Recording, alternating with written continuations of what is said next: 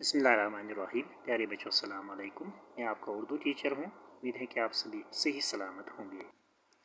अब आप अपनी उर्दू बुक निकालोगे और आज हम टर्म सेकंड का और एक नया टॉपिक पढ़ने जा रहे हैं, कंप्यूटर का इर्तिकाई सफ़र। हाँ बच्चों, आज हम सबक नंबर 18 पढ़ने जा रहे हैं, जिसका उन्वान है कंप्यूटर का इर्तिकाई सफ़र।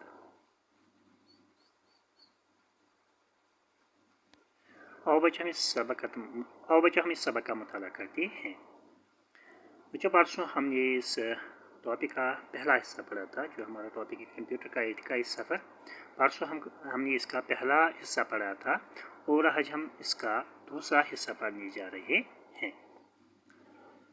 एनालॉग और डिजिटल किस्म के कंप्यूटरों के अलावा अब हाइब्रिड कंप्यूटर, सुपर कंप्यूटर और क्वांटम कंप्यूटर भी कब के वजूद में आ चुके हैं। एनालॉग और डिजिटल किस्म के कंप्यूटर के अलावा अब हाइब्रिड कंप्यूटर, सुपर कंप्यूटर और क्वांटम कंप्यूटर भी कब के वजूद में आ चुके हैं। वजूद में आना मीन्स पैदा होना। कहने की बेटा पहले तो एनालॉग और डिजिटल के किस्म के कंप्यूटर होते थे। इनके अलावा अब हाइब्रिड कंप्यूटर, सुपर कंप्यूटर और क्वांटम कंप्यूटर भी वजूद में आ चुके हैं। हाइब्रिड कंप्यूटर एनालॉग और डिजिटल मशीनों की खुशियत को यकजा करके बनाए जाते हैं। कहते हैं कि बेटा जो हाइब्रिड कंप्यूटर एनालॉग और डिजिटल कंप्यूटर हैं, ये मशीनों की खुशियत को यकजा करके बनाए जाते हैं। सुपर कंप्यूटर अपने बड़े साइज और इंतहाई तेज़ रफ्तार कारकर्दगी मीन्स कारगुजारी या अच्छा काम करना, कारकर्दगी की बिना पर ख़ास अहमियत रखते हैं। कहते हैं कि जो ये सुपर कंप्यूटर्स होते हैं, इनकी अपनी बड़ी साइज़ होती है और इनकी इंतहाई तेज़ रफ्तारी की वजह की बिना पर ये अपनी ख़ास अहमियत रखते हैं। क्वांटम कंप्यूटर उस कंप्यूटर को कहते हैं जिसकी बुनियाद साइंसी महक़क़ीन ने क्वांटम मैकेनिज़्म के उसूलों पर रखी है। उसके बाद है बेटा क्वांटम कंप्यूटर, ये उस कंप्यूटर को कहते हैं जिसकी बुनियाद साइंसी महक़क़ीन ने क्वांटम मैकेनिज़्म के उसूल पर रखी है। किस मैकेनिज़्म पर? क्वांटम मैकेनिज़्म के उसूलों पर रखी है। कंप्यूटर की इन्हीं तेज़ रफ्तार मशीनों ने इंसानी तारीख़ के बेमिसाल जिसकी मिसाल न हो, इंसानी तारीख़ की बेमिसाल इत्तलाती इनकलाब, जिसको हम कहते हैं इत्तलाती इनकलाब, जिसको हम कहते हैं इन्फो रिवॉल्यूशन के असरात कुराए अर्ज़ कहते हैं ज़मीन को, के चपे चपे तक पहुँचाने में अहम किरदार अदा किया है। चनांचे आज हर पढ़ा लिखा छोटा बड़ा अपने मोबाइल फ़ोन या डेस्कटॉप या लैपटॉप या आईपैड के ज़रिए इंटरनेट से जुड़ा हुआ है और हर तरह की मालूमात व मवाद डाटा तक उसकी रसाई ज़रा भी मुश्किल नहीं। कहते कि बेटा आज हर जो पढ़ा लिखा, चाहे वो छोटा हो या बड़ा हो, वो अपने मोबाइल फ़ोन या डेस्कटॉप या लैपटॉप या आईपैड के ज़रिए इंटरनेट से जुड़ा हुआ है और उसे हर तरह की मालूमात व मवाद डाटा तक उसकी रसाई ज़रा भी मुश्किल नहीं है। जर्मन साइंसदान और फ़लसफ़ी लैब बाइनरी सिस्टम को फितरत का सिस्टम मानता है। कहते कि बेटा जो एक शख्स था, जर्मन साइंसदान और फ़लसफ़ी लैब, वो फ़लसफ़ी लैब बाइनरी सिस्टम को वो फितरत का सिस्टम मानता था। उसका कहना था कि बाइनरी सिस्टम का एक यकता यानी वहदत मीन्स एक होना या तौहीद, एक यकता यानी वहदत की अलामत है। उसका क्या माना था? उसका माना था कि जो बाइनरी सिस्टम का एक है, वो एक यानी यकता यानी वहदत की अलामत है और खुदा भी एक है, और सिफर कुछ न होने की अलामत है। और जो सिफर हैं, ये किसकी अलामत है? ये कुछ न होने की अलामत है, यानी कि सिफर के माने कुछ नहीं है, जैसे ला यानी अदम। और खुदा ने सब चीज़ें खिला अदम से ही तख्लीक की है, और खुदा ने सारी चीज़ें इस दुनिया में जितनी भी जो भी कुछ भी बना है, जिस दुनिया की सारी चीज़ें इसने खिला से ही तख्लीक की है। तख्लीक करना मीन्स पैदा करना। दूसरे मानों में एक का हिस्सा खाली की अलामत है, और दूसरे इसके माने में जो एक का हिस्सा है वो खाली की अलामत है। और सिफर तख्लीकी, और सिफर के मानी है तख्लीकी। बाइनरी सिस्टम इशारे सिस्टम से बिल्कुल मुख्तलिफ होता है। मुख्तलिफ मीन्स डिफरेंट, ठीक, मुख्तलिफ कहते हैं डिफरेंट को। और जो बाइनरी सिस्टम इशारिया सिस्टम से ये बिल्कुल मुख्तलिफ, बिल्कुल डिफरेंट होता है। इशारिया सिस्टम में 9 तक हिंसे और 10वां सिफर इस्तेमाल होता है, और जो इशारिया सिस्टम होता है इसमें 9 तक हिंसे और 10वां सिफर इस्तेमाल होता है। बाइनरी सिस्टम में ये हिंसे बिल्कुल मुख्तलिफ अंदाज में लिखे जाते हैं। मसलन 9 के हिंसे को बाइनरी सिस्टम में इस तरह लिखा जाएगा, 1 0 0 1, फिर ऐसे 8 into 1 plus 0 into 4 plus 2 into 0 into 2 plus 1 is equal to 9, या 8 plus 0 plus 0 plus 1 is equal to 9। आसान हिसाब इस तरह बना। इस तरह कंप्यूटर को हम 5 हिस्सों में बांट सकते हैं। इस तरह हम कंप्यूटर को कितने हिस्सों में बांट सकते हैं? 5 हिस्सों में बांट सकते हैं। पहला हिस्सा दरामद का हिस्सा कहलाता है। पहले हिस्से को हम क्या कहते हैं? उसको हम कहते हैं दरामद का हिस्सा, जिसको साइंसी इस्तिलाह में इनपुट का हिस्सा कहते हैं, और उसको हम साइंस की इस्तिलाह में उसको हम क्या कहते हैं? उसको हम कहते हैं इनपुट का हिस्सा। हम कंप्यूटर से जो कुछ जानना चाहते हैं या उसकी याददाश्त में जो भी मालूमात दर्ज करना चाहते हैं, तो उन मालूमात को दरामद वाले हिस्से में दाखिल करना होगा। दूसरा हिस्सा ज़ख़ीर या माल गोदाम की तरह होता है। जो उसका दूसरा हिस्सा होता है, कंप्यूटर का जो दूसरा हिस्सा होता है, उसको ज़ख़ीर या माल गोदाम की तरह होता है। इसको कंप्यूटर की याददाश्त मेमोरी कहा जाता है। इसको हम क्या कहते हैं? इसको हम कंप्यूटर की याददाश्त या मेमोरी कहते हैं। मुस्तक़बिल में काम लेने के लिए तमाम मालूमात इसी याददाश्त में रिकॉर्ड की जाती है। तीसरा हिस्सा हिसाब किताब का हिस्सा है, और जो इस कंप्यूटर का तीसरा हिस्सा है वो है हिसाब किताब का हिस्सा। इसी हिस्से से कंप्यूटर रियाजी कहते हैं मैथमेटिक्स को, रियाजी के सवाल हल करता है। जो ये कंप्यूटर का तीसरा हिस्सा होता है, इसी हिस्से से हम इसी कंप्यूटर के इसी हिस्से से हम रियाजी मैथमेटिक्स के सवाल हल कर सकते हैं। चौथा हिस्सा कंट्रोल या यूनिट कहलाता है। चौथे हिस्से को क्या हम कहते हैं? चौथा हिस्सा कंट्रोल या कंट्रोल यूनिट कहलाता है। यह हिस्सा पूरे कंप्यूटर के जनरल मैनेजर की तरह होता है, और जो चौथा हिस्सा होता है ये कंप्यूटर के जनरल मैनेजर की तरह होता है, जो मुख्तलिफ हिस्सों को काम करने की हिदायत देता है। पांचवा हिस्सा बरामद या आउटपुट कहलाता है। जो पांचवा हिस्सा होता है उसको बरामद या आउटपुट कहते हैं।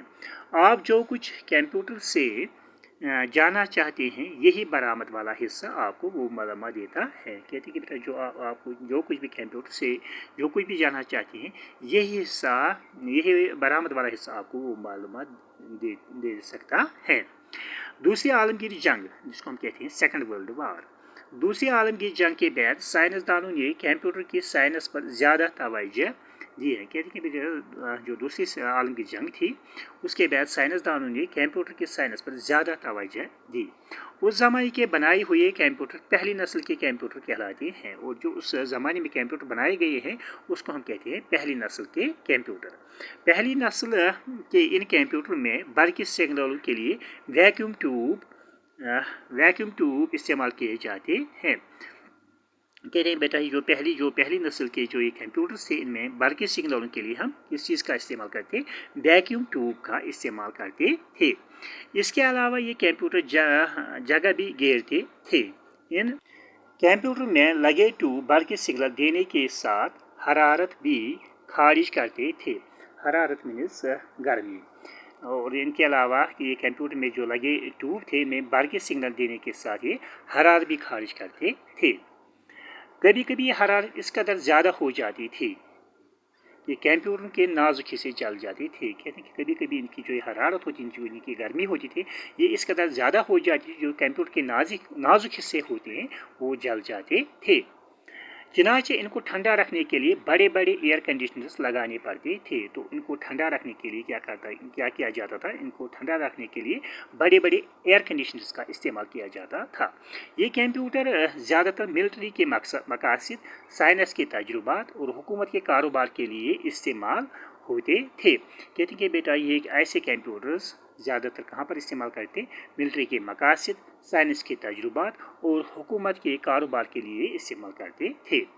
कुछ अर्सा बाद ही ट्रांजिस्टर की ईजाद हो गई, तो कुछ ज़माना गुजर गया और उसके बाद ट्रांजिस्टर ईजाद हो गया, जिससे तमाम इलेक्ट्रॉनिक बरकियाती शोबों के साथ साथ कंप्यूटर साइंस में ज़बरदस्त इनकलाब आ गया। इनकलाब मीन्स चेंज। कहते हैं कि बेटा कुछ ज़माना गुजरने के बाद ट्रांजिस्टर की ईजाद हो गई और जिससे तमाम इलेक्ट्रॉनिक जो बरकियाती शोबे हैं उनके साथ कंप्यूटर साइंस में ज़बरदस्त एक इनकलाब आ गया।